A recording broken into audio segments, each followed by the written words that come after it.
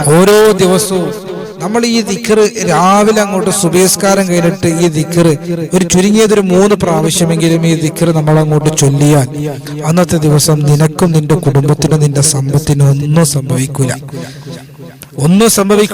ഇത് ഞാൻ വെറുതെ പറയുന്നതല്ല.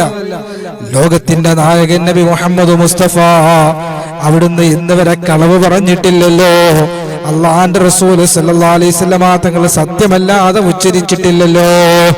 ആ റിസാലത്തിന്റെ നാവ് കൊണ്ടാണ് പ്രവാചകൻ പറഞ്ഞതാണ്.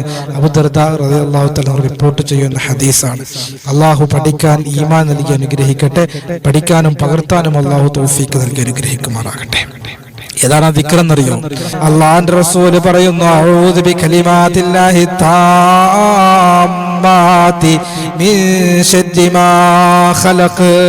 അഊദു ബികലിമാത്തില്ലാഹി താമ്മാതി മിൻ ശർരി മാ ഖലഖ് എന്നതാണ് ആ ദിക്ർ.